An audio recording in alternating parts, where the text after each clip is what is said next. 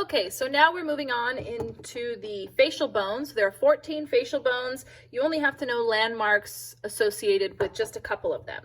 So we're going to start off with the mandible, which is this portion right here. So we have one mandible, so that means we do not have a right or a left. So just like having right or left written down is important for a fully correct answer, if you write right or left on something that actually does not have a right or left because there is only one, that could potentially be detrimental to a full credit score as well. So because there's only one, we never have to say right or left for our mandible. The body of the mandible ranges from here to here. So the part where the teeth are, that's going to be the body of our mandible. The mandibular angle is this portion back here. So right here where we have this angle on either side. So even though we only have one mandible, we do have two mandibular angles. So that means right and left would be appropriate to include under mandibular angle. Our mandibular notch. So right here, this is the mandibular notch. Again, we have two of them, so right and left would be appropriate. Next, we have the condylar process. So that's the more posterior of these two protrusions. So the condylar process, again, is going to be the more posterior side. The condylar process is what actually articulates with the mandibular fossa to create that temporomandibular joint, okay? So that's our condylar process. Our coronoid process, this is the more anterior process, and so that's this more pointy one that we see right here. The alveolar processes. So if I were to take these teeth out, which I can't do, but if I were to take these teeth out, there would be openings where the teeth would be located. Those openings are called alveolar processes, so there are teeth holes. Moving on to our maxillary bones, or we can also call it maxilla. So that's these bones right here. Okay, so we do have two maxillary bones. So saying right or left would be appropriate. We have sort of a definition that runs right down the center to separate our right and left maxillary bones. Because we have teeth associated with our maxilla, if I were to rip these out, the holes that are left behind are called our alveolar processes. The palatine process.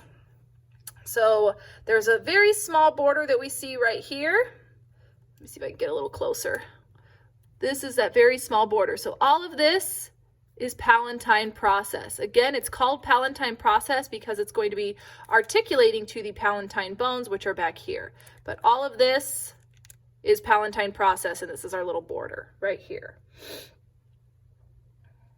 Maxillary sinuses, I'll come back to when I get to sinuses, and then our inferior orbital fissure. So if I take a look, so we already talked about this specific opening, so that's our superior orbital fissure, but if I tilt this down in just the right angle, you can see here we have an inferior orbital fissure as well. So superior, and then inferior down here. Okay, let's move on. So the rest of these, we're just going to be looking at bones. We don't have to have any specific structures associated with them for this course. Our zygomatic bones, we have two, so we have a right and a left. So this is going to be the zygomatic bone bordering here to here to here. So the zygomatic bone borders the frontal bone, the maxilla, as well as the temporal bone. So this is all zygomatic bones. So we also call them our cheekbones right here as well. All of this is zygomatic bone. Our lacrimal bones. So our lacrimal bones we find on the medial walls of the orbits.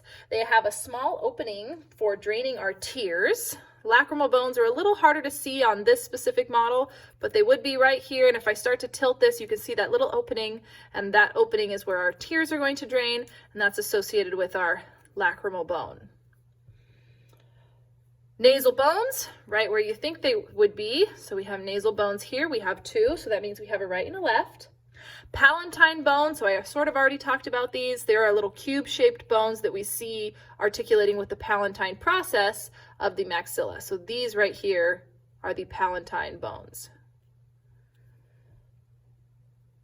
Our vomer, so if we look straight through down the opening where the nose would be, This is our septum. Our septum is made up of the vomer as well as the perpendicular plate. So we already looked at the perpendicular plate up here. It's the more superior portion of the septum. The vomer is going to be the more inferior portion of the septum. And we only have one. Inferior and middle nasal conchae. So these are these ridges that we see on the inside. So this is going to be inferior and middle, inferior and middle. If we were to cut this guy open, we would see that there is a superior nasal conchae as well, but we cannot see that on this specific model. So the function of these ridges that we see on the inside of our nose is to help to create swirling of air as we breathe it in, to increase our chances to trap pathogens, but also as well as warming the air and deflecting the debris as we inhale. And that is the end of the facial bones learn list. So I will be coming back and we'll talk about palpitating some skull markings.